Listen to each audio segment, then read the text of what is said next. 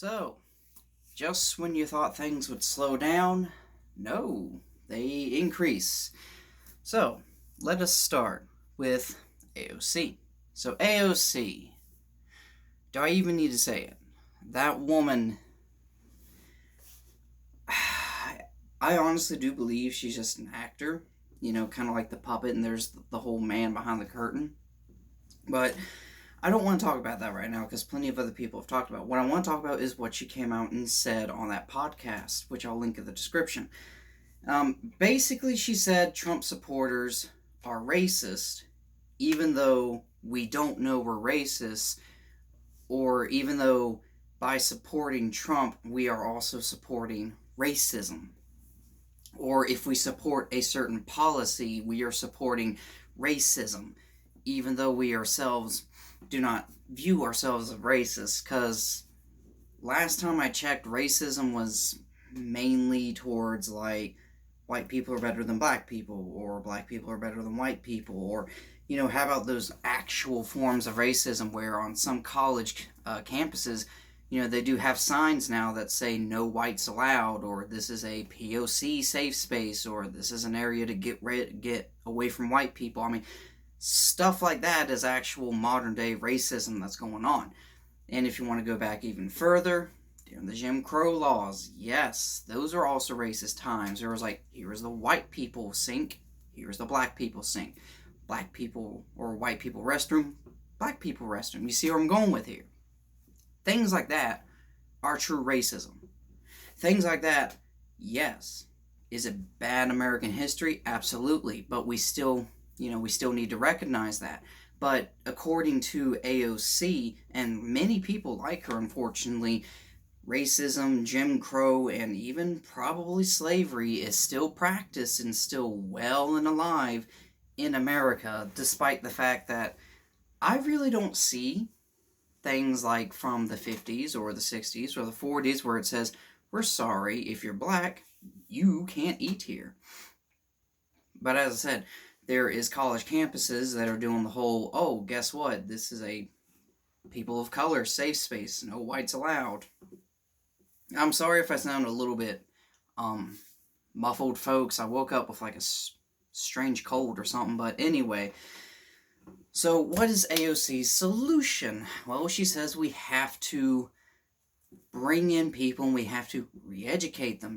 We gotta show them that, yes, supporting these are racist. No, it doesn't make them bad people. It's just, you gotta understand this is racism. But the thing is, they keep flipping the game board. They keep flipping the Monopoly board and just constantly lowering and lowering and lowering and then raising and lowering the bar. Constantly, they keep changing the game on what's considered racist. In fact, me sitting here on this video talking about AOC and saying that, she is wrong, that to some people is now considered racist. My video where I talked about Ilhar Omar and her foolishness going to Africa, that is now considered racism. You can't talk bad about any person that's not white without being called racism. You can't even secure your own home, your own border. You can't even own a gun without someone saying, oh, well, that's just racism. You see what I mean by this? It's because they keep changing the rules, and it's almost like you went from first edition D&D straight immediately to 5th edition D&D. For those who, have been playing D&D long enough, those rules just completely went crazy and changed a lot of stuff. It's absolute insanity, and as I said, she sat there and was talking about the best way to do is we gotta re-educate what's racism. But the thing is, what are we gonna do?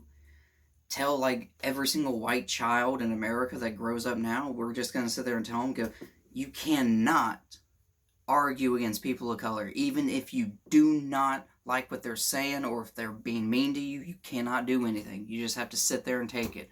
Well, I'm sorry. I believe in what Martin Luther King said when, judge those by their character, not their skin color. And for a freaking party that constantly says that they are the party of the people, and they want to see people as individuals, and they don't see, they don't see race and gender and all that other stuff, especially not the gender part. But they really do define everything by race and gender. Like, that is part of their identity almost, is what their race and their gender. Not like myself, who I'm a Pokemon fan, I'm a Star Wars fan, I like to paint, I like to draw, I like to go shooting, I'm also a soldier, stuff like that's part of my character. Not the fact that I'm just white and a guy. That is just what I was born as, but that's not my defining characteristics. A lot of people on the left nowadays seem to view how you were born as your defining characteristics, when it's not. You can grow up to be your own person. So as I said, I'll link that video in the description. Take it a watch. As I said, she's just saying that, racism is so embedded, and we got to take the Trumpsters and re-educate them. Teach them what's racist nowadays. But as I said, it's going to be hard since they're changing the rules. Now, the Salty Cracker did a video, which I will also link in the description, and I had to look into this because I wasn't sure. Not that I don't trust him or anything, just sometimes, you hear something that just sounds too crazy to be true. Well, this wasn't true. What was it? MSNBC, I believe it was. They had some former FBI guy on, and he was talking about Trumpsters, or Trump supporters, or hell, maybe even conservatives in general. But he was basically saying is, we have to look at Trump supporters through the lenses of radicalization. Like, he went and compared Trump supporters to a terrorist organization.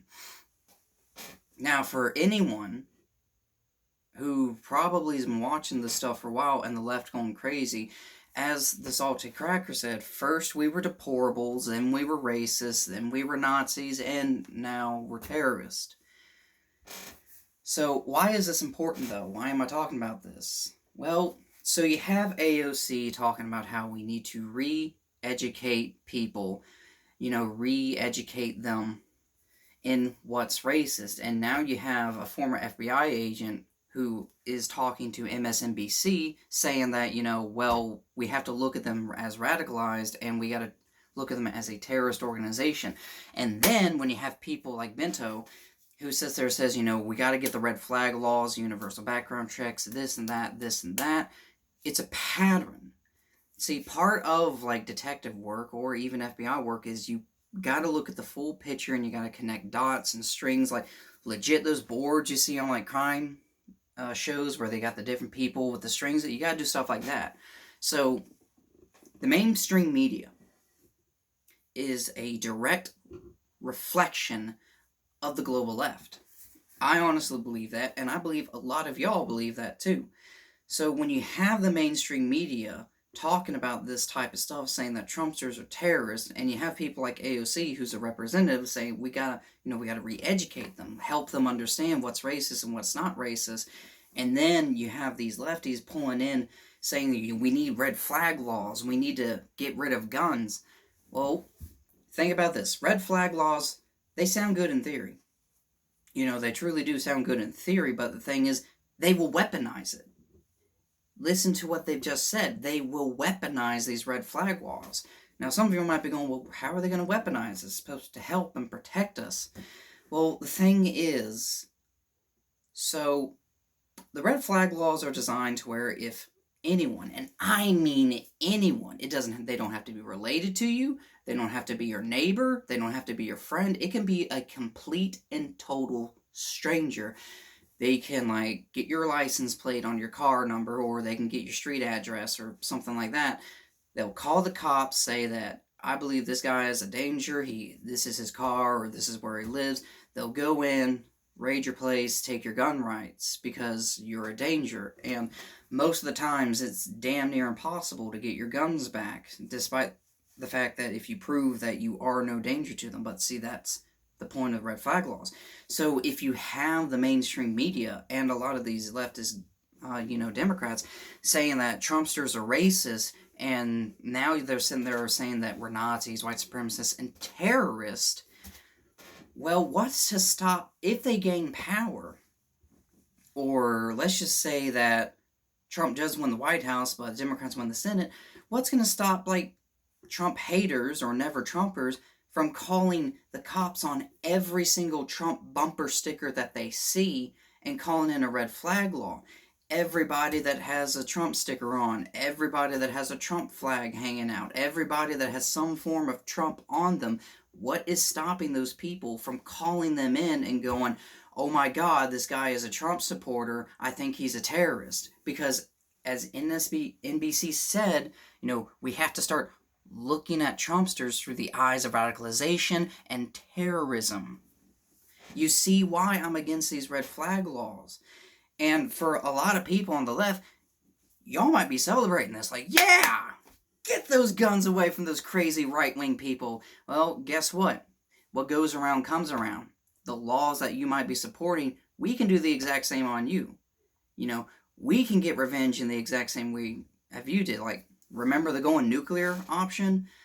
I think it was a few years ago, but the Democrats were blocking some kind of law from getting passed, so the Republicans used a Democratic law that they made going nuclear, where they just put the plunger, went nuclear, and the bill got passed, regardless of the Democrats' filibuster. Y'all keep that in mind. If y'all go these red flag laws, and people, and they will start intentionally targeting gun owners, Trump supporters, or even just conservatives, we can do the exact same thing to you. I mean, this is why I'm against this stuff, folks. Because I know what's going to happen. I mean, for a long time now, the government, and not just the Democrats, there's plenty of Republicans as well, but the government has been trying to find a way to disarm the American people. Now, why is that? Well, very simple. A disarmed people is much easier to control than an armed people. And I'm telling you, if these red flag laws do get in place, as I said before, there is so many people that are willing to fight and willing to die to protect their freedoms, because they just don't view the right to bear arms as like a God-given right. They view like the bear arms as like the defender of the Bill of Rights, because reality is freedom isn't free. Freedom is paid with blood, and there's a lot of people that will pay blood to defend those freedoms. So I just want y'all to brew about this. AOC's comments, MSNBC calling Trump supporters radicalization and terrorist, and the government, mostly the Democrats, saying that we need red flag laws and background checks. If they do win the Senate, if they don't necessarily win the presidency, but if they win the Senate, I promise you, there's going to be, I don't want to necessarily say a reckoning, but there's definitely going to be a lot of people pissed off. And I'm telling y'all, if y'all support this type of stuff, every law they pass, even if we don't use it against y'all, they will use it against y'all. Because y'all might be supporters, but when they get enough power where they don't need you anymore, they're going to toss you aside. That is the honest to God truth. They are going to toss us aside. Because right now, for them, it's basically the enemy of my enemy is my friend. And once the enemy is dead, they're going to go after their friend. I promise y'all. It's almost like this has happened before in many, many nations. And some are even live in history. Folks, thank y'all so much for tuning in. I will talk to y'all later.